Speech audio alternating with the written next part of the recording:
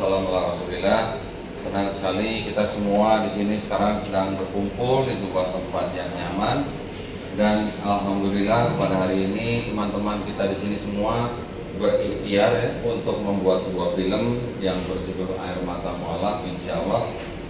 Dan kita sekarang semuanya menyatukan hati, menyatukan niat bahwa di dalam ikhtiar kita, di dalam kinerja kita nantinya insya Allah diridhoi dan dirahmati Allah SWT. Mudah-mudahan kita semuanya nanti menjadi insan-insan yang dipakai oleh Allah SWT untuk bisa menyebarkan agama Islam sebagai agama yang rahmatan lil alamin. Baik, kalau begitu kita satukan hati, kita masuk ke dalam doa. Bismillahirrahmanirrahim. Alhamdulillahirabbil alamin. Ar-Rahmanir-Rahim, Maliki yaumiddin, Iyyaka na'budu wa iyyaka nasta'in, ihdinas siratal mustaqim, siratal ladzina an'amta 'alaihim ghairil maghdubi 'alaihim waladdallin. Cerita ini adalah tentang perjuangan seorang perempuan yang tiba-tiba dia menemukan hidayah dari Allah gitu ketika dalam keadaan sangat terpuruk. Jadi dia nggak nyari apa-apa, nggak pernah tertarik mempelajari agama lain gitu, karena ya dia terlahir sebagai Katolik, tapi ternyata dipanggil sama Allah, dan dia juga nggak bisa jelasin ketika dia harus sampaikan itu kepada orang tuanya. Tentu dia harus sampaikan kepada orang tuanya, dia juga nggak bisa jelasin ke apa gitu. Nah, jadi ceritanya adalah tentang bagaimana dia akhirnya berjuang untuk mempertahankan hidayah yang dia dapat gitu, Mas. Ya, terima kasih Kak. Yang bisa di-spill seperti itu gitu ya. Itu aja ya. Nggak bisa ditambah lagi yang lain. Banyak yang ingin dia cari, dan ternyata dia menemukan itu di Australia gitu. Ketika dia pulang ke Indonesia, dia harus meyakinkan keluarganya bahwa dia harus berdampingan hidup dengan berbeda agama bersama keluarganya yang sangat amat menyayanginya. Ya, dan Angie adalah seseorang yang terus mencari. Angie adalah seseorang yang selalu berpendapat, open minded, tapi dia dihadapkan dengan masalah yang selalu dia pikir dia itu selalu menggunakan akalnya, tapi ternyata dia dihadapkan dengan masalah hati pada saat itu. Itu aja, terima kasih. Ya, silakan Mas Budi. Selamat siang semuanya. Siang Mas. Saya orang yang sangat toleran dalam soal agama, tapi saya harus memerankan tokoh yang kebalikannya di sini. Jadi saya rasa agak senang, agak senang. Terima kasih Mbak Dewi, Mas Indra, Mbak Aurora, juga Mbak Oka yang sudah menulis lakon yang menurut saya cukup menyentuh dan semoga inspiratif.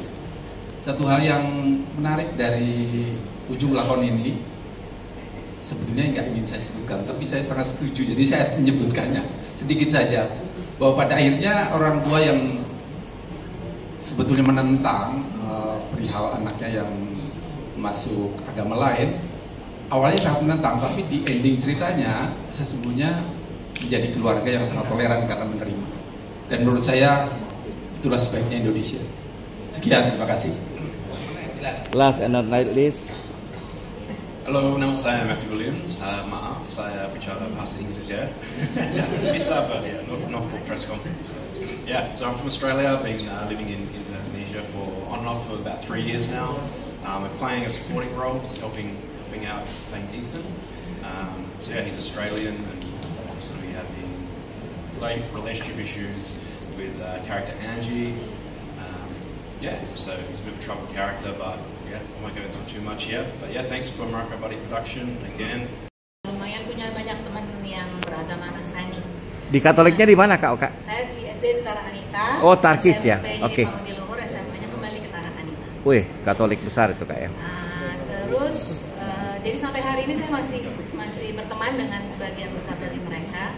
Bahkan kami kalau acara-acara besar, acara-acara hari raya agama masing-masing tuh kalau masih suka itu tuh masih ngerayain bareng-bareng ya. Jadi kalau mereka Natalan ya saya masih datang. Kalau kami Lebaran ya mereka juga ngumpul sama kami gitu. Jadi ketika saya dapat cerita ini, sinopsisnya sudah ada. Yang perlu saya riset banget waktu itu adalah apa sih rasanya keluarga yang tiba-tiba anaknya bilang, halo saya datang, terus saya mau menjadi mualaf ya gitu. Nah itu yang saya akhirnya coba tanyakan kepada teman-teman saya tanpa berusaha menyinggung siapa-siapa gitu ya, karena kan ini masalah panggilan hati gitu, jadi masalah keyakinan gitu. Jadi ya riset yang terberat adalah sebetulnya bagaimana sih, ini kan cerita keluarga ya Mas Adi ya, jadi bagaimana ini tetap sebuah cerita keluarga yang tiba-tiba merasa kehilangan anaknya gitu, tapi penyebabnya adalah perbedaan keyakinan gitu. Jadi itu aja sih kalau dari saya sih yang paling beratnya Mas Adi. Langsung menemui orang yang mualaf atau apa, karena kan ini isunya cukup sensitif ya untuk Indonesia. Makasih. Sensitif. Oh, Ya. sensitif ya. Langsung aja Kak Dewi. Ya, sebenarnya gini, cerita ini saya ambil untuk saya filmkan dari seorang teman saya yang memang mualaf. Tapi memang saya dengar sensitif. Tapi kita kemasnya, Mas Indra akan kemasnya tidak menjadi sensitif. Kita nggak mau menyinggung tetangga sebelah atau menyinggung apapun. Di sini saya lebih menekankan toleransi beragamanya. Jadi kalau dibilang udah lama banget, saya sudah 3 tahun sebenarnya pengen bikin film ini. Cuman riset segala macam, ketemu mualaf, terus siapa yang cocok nulis skripnya. Jadi lama banget prosesnya 3 tahun. Tapi syutingnya memang sebulan ya. Persiapannya sebulan, I think ya sebulan. Persiapannya sebulan, cuman lama sih perjalanannya 3 tahun. Dan saya harus tanya dulu ke mualaf. Terus teman saya pun cerita soal mualafnya dia, masalahnya dia, apa segala macam. Jadi semuanya saya riset dulu. Sampai akhirnya di tahun 2024 ini saya putusin, oke, saya bikin cerita ini. Itu hanya lewat-lewat aja, tetapi kemudian semakin ke belakang adegan-adegannya semakin bagus sekali, terutama pada waktu berbincang dengan anak bungsunya.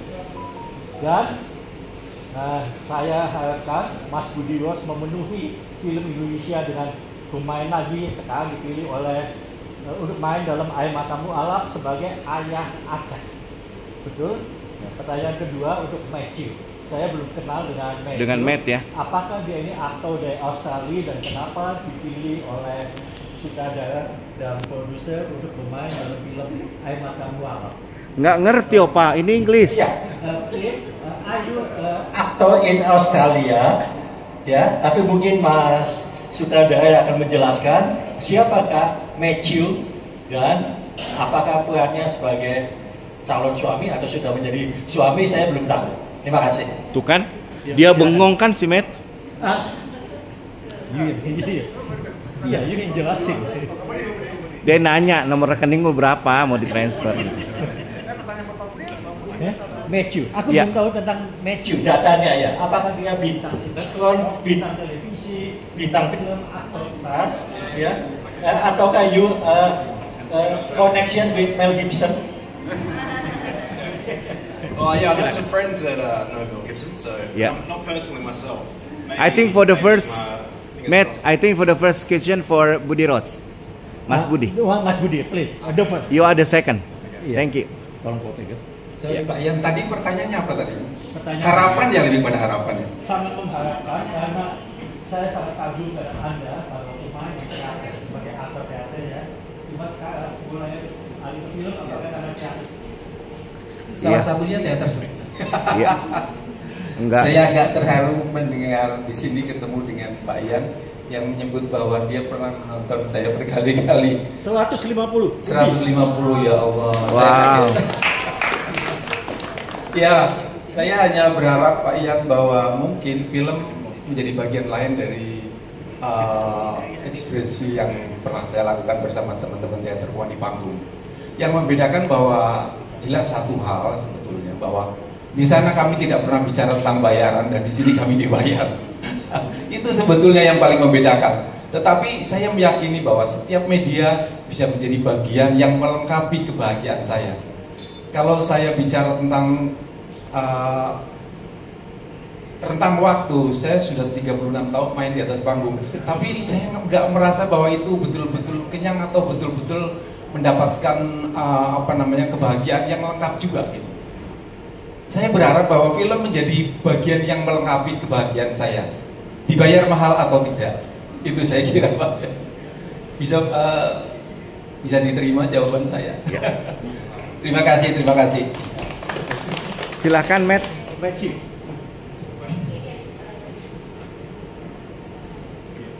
How you are? Can you tell me more about your background as an actor in Australia?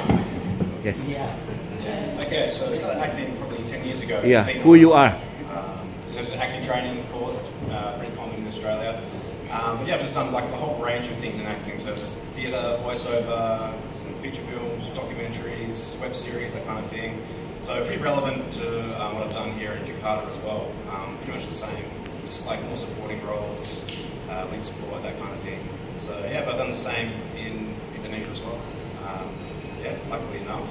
That was through COVID, and after COVID, just got similar work, voiceover, this web series, some feature films as well. But yeah, they've always been like supporting roles. So I think maybe with more luck, maybe the stars align, I'll get some bigger roles here and in Australia. Seni peran, adakah perbedaan dalam memandang karakter, kemudian mendalami karakter sehingga dalam setiap film semakin progres performanya gitu. Terus yang kedua, saya mau tanya ke Yama. Yes. Sudah melakoni banyak ragam peran, baik antagonis maupun protagonis. Kesimpulannya lebih menantang yang mana? Terus ketika setelah menuntaskan membaca naskah Air Mata Mualaf, seperti apa sih kesan kamu terhadap skenario ini? Terima kasih. Baik. Ada 2 pertanyaan sangat berdaging ya, sangat berisi. Silakan Kak Kasya. Ya, terima kasih Jeng Wayan pertanyaannya, kakakku yang dulu pertama kali ketemu ini pas masih usia-usia belia ya. Aku merasa bahwa setiap skrip itu pasti punya tantangan, dan di dalam journey seorang peran menemukan perannya juga kadang-kadang berliku ya. Memang nggak semua peran bisa kita perankan, nggak semua peran bisa akhirnya berlabuh ke diri kita, karena semua itu diatur sama Allah juga gitu. Jadi ada tangan-tangan kekuasaan yang lain, tapi bukan tangan-tangan manusia juga, karena yang dipertimbangkan banyak, pasti kan dari schedule, dari banyak hal gitu ya. Tapi sejujurnya memang Merak Abadi sebenarnya saya juga orang keberapa saya nggak ngerti, soalnya saya kayaknya orang terakhir harusnya yang ditawarkan. Yang benar, tapi muter-muter dulu kan. Iya, tapi waktu itu sebenarnya saya harusnya ke Jakarta bukan untuk film ini loh harusnya, tapi akhirnya tiketnya untuk film ini, karena memang itulah balik lagi jodoh ya. Jodoh bukan karena apa-apa, tapi karena kehendak Allah, nggak ada yang lain-lain gitu. Memang saya ngerasa perjalanan sebagai aktor memang ketika kita menerima skrip atau sesuatu, hubungannya bukan hanya dari cara kita sebagai aktor mengembangkan ilmu aja, tapi lebih kepada kita melihat dari sudut pandang karakter tersebut, apa yang kira-kira menarik yang bisa diangkat ke hati penonton.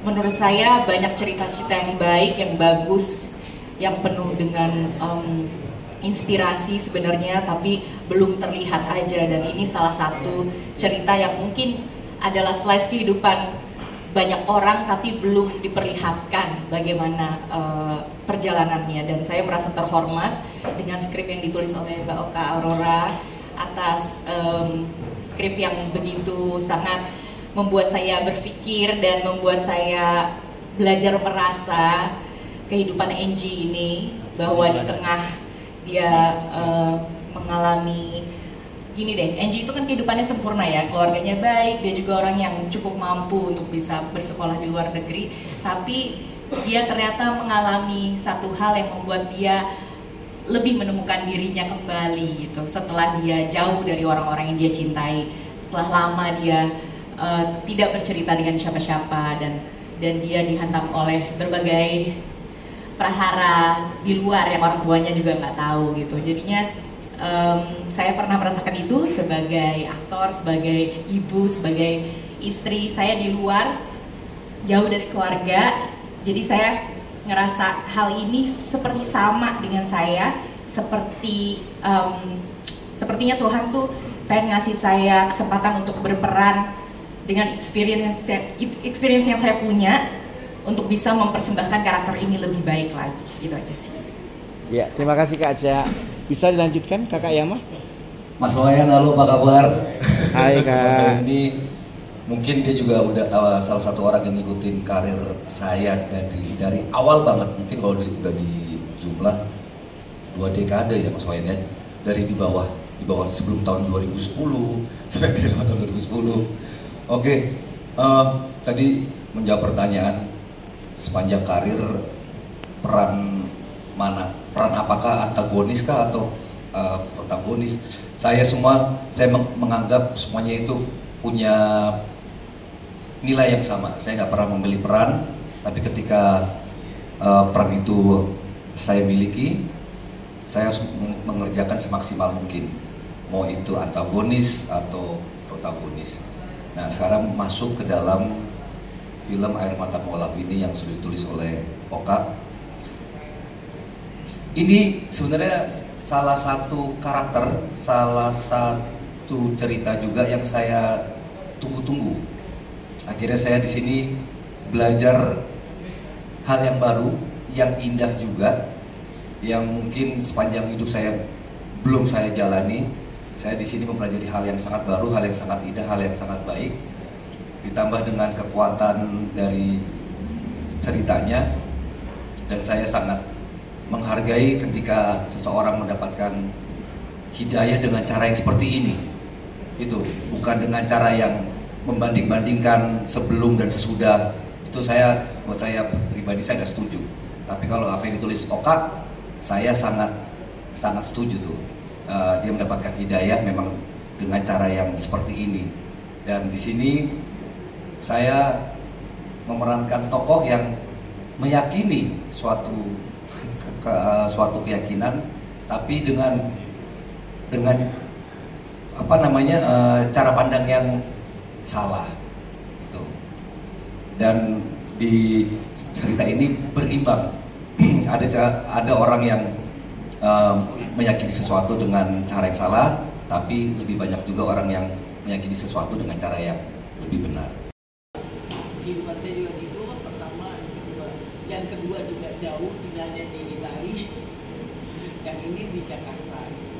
Jadi betapa merindukan gitu ya, anak perempuan yang hidupnya merantau di luar negeri, terus udah gitu dia pulang dan bilang saya mau jadi mualaf. Itu gimana caranya? Makanya saya banyak diskusi gitu sama Aca, sama Mas Indra, Kobus, gimana rasanya gitu. Semoga kita mendelivernya dengan Yahud. Ya. Mualaf itu sebenarnya hanya beberapa tahun setelah masuk Islam. Ada yang menetapkan 2-4 tahun, tapi kalau Basnas menentukan 5 tahun. Nah, saya ini udah lebih dari 5 tahun, jadi saya lebih nyaman disebut sebagai Muslim saja. Ya. Saya bersyahadat tahun 2014, jadi tahun ini genap 10 tahun, alhamdulillah. Terus kemudian yang ditanya apa tadi? Kalau lihat dari skenario ini, itu datangnya dari agama Katolik, dari NG gitu ya. Kemudian tiba-tiba muncul di depan orang tuanya dan kemudian ingin berpindah agama. Baik, ini sebenarnya sebuah cerita yang biasa, ya, yang sangat-sangat lazim di negara Indonesia yang memang mengakui 6 agama. Jadi ketika seorang anak di dalam sebuah keluarga yang mungkin sebuah keluarga yang harmonis, tiba-tiba dia mendapat hidayah, kemudian dia berpindah keyakinan, itu adalah sebuah kejadian yang sangat-sangat biasa. Namun masih banyak juga keluarga-keluarga yang belum menyadari bahwa di negara Republik Indonesia ini setiap warga negara itu diberi hak yang penuh oleh negara untuk memilih dan menjalankan agama dan kepercayaannya masing-masing. Ya, itu tertuang di dalam Undang-Undang Dasar 1945 Pasal 29 Ayat 2. Nah, masih banyak orang tua ketika anaknya berpindah keyakinan, bicaranya begini, kamu ini sudah dilahirkan, sudah dibesarkan, sudah disekolahkan sampai besar, terus kemudian kamu meninggalkan agama orang tua. Masih banyak yang ngomong gitu ya, jadi itu kurang tepat sebenarnya. Tidak ada agama orang tua. Agama yang di Indonesia yang diakui hanya 6 ya, Islam, Protestan, Katolik, Hindu, Buddha, dan Konghucu. Jadi sebenarnya dengan film ini saya juga sangat berharap bahwa ini bisa menjadi edukasi buat para orang tua yang mungkin anaknya memutuskan untuk berpindah keyakinan. Jadi supaya kita sama-sama menghormati keputusan daripada seorang anak yang sudah dewasa, yang sudah punya kekuatan hukum untuk memilih agamanya sendiri, sehingga tidak terjadi yang namanya perpecahan di dalam keluarga. Masih banyak juga di daerah-daerah di Indonesia, dalam satu rumah anggota keluarga, orang tua dan anak berbeda keyakinan dan hidup rukun. Jadi orang memilih agama masing-masing itu bukan berarti harus berpecah dalam keluarga. Dari cerita Air Mata Mualaf ini sebenarnya apa ya, aku nggak mau spoil juga sih, pengen cuma menceritakan perjalanan seorang mualaf, nggak ada macam-macam kok, nggak ada yang lainnya. Terus apalagi ya, untuk selanjutnya mungkin bisa dilanjutin dengan Mbak Oka sebagai scriptwriter, Mas Arum. Oke, sepertinya teman-teman media memang, tapi kita memang harus mulai dulu dengan doa. Iya, mulai dengan doa dulu kali ya. Karena syukur berhadrat ilahi, dan juga terima kasih buat PH Berabadi dan juga produsernya Bu Dewi Amanda karena ngasih kesempatan buat saya ikut bareng dalam film Air Mata Mualaf ini. Ya, perannya sebagai apa, Mas? Ya, jadi peran saya sebagai asisten kepada Reza. Ya, asisten kepada Reza. Ustadz Reza ya? Ya. Jadi Anda itu juga Ustadz ya? Iya, jadi Ustadznya juga. Oke, silakan Kak Rizky. Assalamualaikum warahmatullahi wabarakatuh. Salam Waalaikumsalam. buat kita semua. Perkenalkan, saya Rizky Hanggono. Di film Air Mata Mualaf ini saya berperan sebagai Willy. Terima kasih. Ya, Kakak Willy. Bunda. Selamat siang semuanya. Terima kasih sudah datang dan saya mengucapkan syukur bisa ikut terlibat di film ini. Semoga kita semua bisa berdeliver dengan baik ya. Saya sebagai Maria, ibunya Enji. Ya, ibunya Enji. Ya, Kakak Syamim. Ya, assalamualaikum warahmatullahi wabarakatuh. Waalaikumsalam. Saya Syamim dari Malaysia. Ini merupakan film pertama saya di Indonesia. Terima kasih kepada Kak Dewi dan juga Mera Abadi Production. Saya berperan sebagai Nina, temannya Angie, dan isteri kepada Ramli, Bang Yama. Ya. Silakan Kak. Ya, selamat siang semuanya rekan-rekan. Assalamualaikum warahmatullahi wabarakatuh. Selamat kita semua. Terima kasih untuk pihak Merah Abadi yang telah memberikan saya kesempatan untuk bermain di film Air Mata Mualaf, khususnya buat Ibu Dewi, Mas Indra Kobut, kita bekerja sama kembali. Di sini saya sebagai Ramli, suami dari Nina dan penggemarnya Ustadz Reza. Nah, ini dia nih. Umatnya Ustadz Reza. Jamaah men, jamaah. Ustadz, Faleh Tafadhal Ustadz. Assalamualaikum warahmatullahi wabarakatuh. Saya. Iya. Tadi kan sempat diinfokan ada pemain dari Malaysia ya. Ternyata bukan saya. Iya, alhamdulillahirrahmanirrahim. Di siang hari ini terima kasih untuk rekan-rekan media yang sudah menyempatkan waktu, dan juga terima kasih untuk Bang Kobut, Bu Dewi, Merah Abadi Production yang sudah mempercayakan peran Reza ini kepada saya, karena tantangan baru juga buat saya untuk memerankan seorang ustadz, karena untuk memerankan seorang ustadz itu bukan hal yang mudah.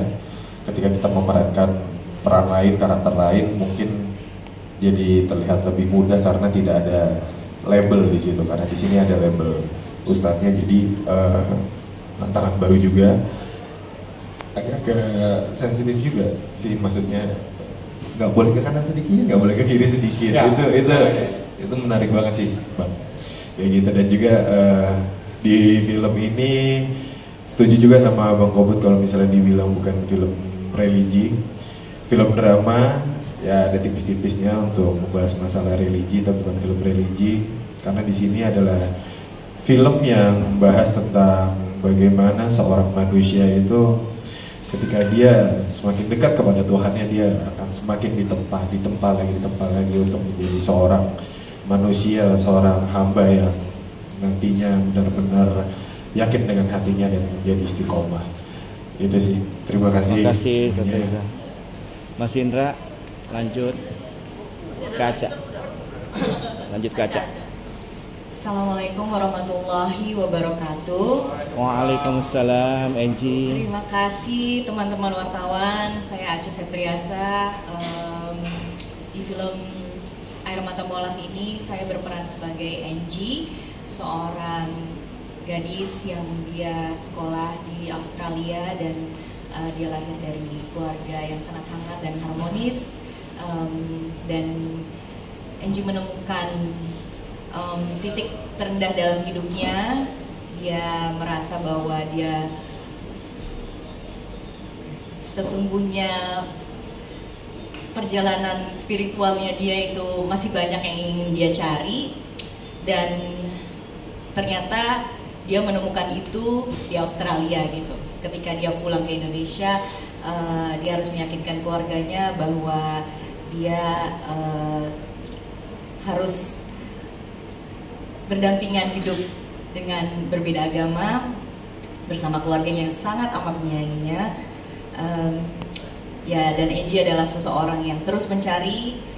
Angie adalah seseorang yang selalu berpendapat, open minded, tapi dia dihadapkan dengan masalah yang selalu dia pikir dia itu selalu menggunakan akalnya, tapi ternyata dia dihadapkan dengan masalah hati pada saat itu. Itu aja, terima kasih. Ya, silakan Mas Budi. Selamat siang semuanya. Siang Mas. Saya orang yang sangat toleran dalam soal agama, tapi saya harus memerankan tokoh yang kebalikannya di sini. Jadi saya rasa agak senang, agak senang. Terima kasih Mbak Dewi, Mas Indra, Mbak Aurora juga Mbak Oka yang sudah menulis lakon yang menurut saya cukup menyentuh dan semoga inspiratif.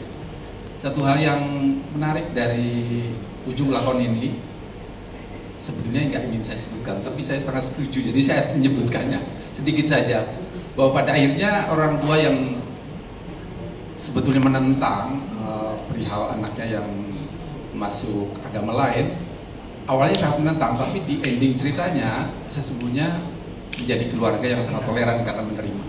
Dan menurut saya itulah sebaiknya Indonesia. Sekian, terima kasih.